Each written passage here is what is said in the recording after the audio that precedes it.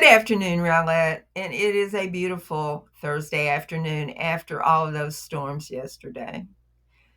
I'm Deb Schinder, and for 2.5 more days, I am still running for mayor for the city of Rowlett. There has been some rhetoric in this election about the old Rowlett and the new Rowlett. Some other candidates and I have been accused of clinging to the former, of being opposed to moving Rowlett forward, while our younger opponents are touted as representing the latter, which, by virtue of its shiny newness, is bound to be better, right? Well, let's talk about that. People, society, and the world are always changing. We know that. We can't freeze time, even if we wanted to, and I, for one, don't want to. Adaptability is the key not just to surviving, but to thriving. As someone who worked in the tech industry for a lot of years, I have always been an early adopter, not just willing, but eager to try out new things. But that experience also taught me that solutions that look good on paper or sound great in theory don't always play out that way in the real world. There can sometimes be unintended consequences to actions and decisions that seemed perfect, or at least mostly positive, at the time that they were taken. Now, I'll be the first to say that what worked 10 or 5 or even 1 year ago isn't necessarily the best course of action today.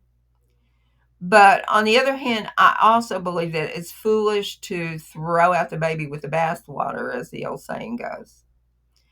New for the sake of new is no better a plan than sticking with something that isn't working just because we've always done it that way. Here's the thing: the old Rowlett and the new Rowlett aren't mutually exclusive. We can have the best of both worlds. There are a lot of things that I like, that I love about the old Rowlett, and I believe we need to preserve and nurture those. Like many other people, I moved here because it wasn't Dallas or Arlington or Plano or Irving or one of the other big suburbs. I like the small town intimacy and friendliness that's still a big part of our culture here, even if it might not always seem that way during election time. I disagree with those who think that believing in the positive traditions and values that I grew up with is old fashioned and outdated and no longer relevant in today's world. Those guiding principles have survived the test of time because they work. Now, I welcome new ideas and the perspectives that younger people have to offer. I think they have a lot to bring to the table.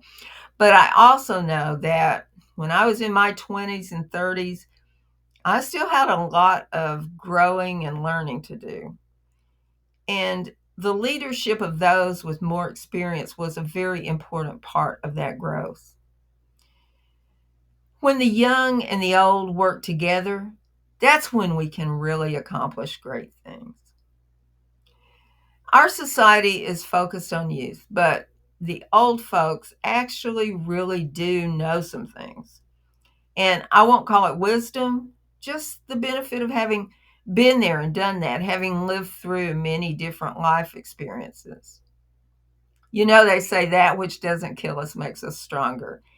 And when you've survived the emotional, financial, and physical ups and downs over and over, when you've traveled around the world and you've seen firsthand how people in other cultures live, when you've tried a lot of things and you succeeded at some of them and you failed at others, when you've worked a lot of jobs, some that you loved, some that you didn't, when you've loved and lost a lot of people in your life, when you've suffered the slings and arrows of outrageous fortune, not just once, but many times, it really does give you a broader perspective. The old and the new both have value. The young and the old both have something to contribute. I just hate to hear people disparaging the old Rowlett because that's the Rowlett that I came here for. And I know sometimes you have no choice but to let go of the old and replace it completely. When my across the lake neighbors over on Windjammer and Spinnaker Point lost their homes in that horrific 2015 tornado, there was no way to repair that damage. They had to start from scratch, and they truly did build back better. Sometimes, though, we need to stop and think before we decide to get rid of the old and replace it completely. The recent Kids Kingdom controversy is a case in point. Sometimes it isn't necessary to tear it all down. Sometimes overlaying the future on the past is the best plan.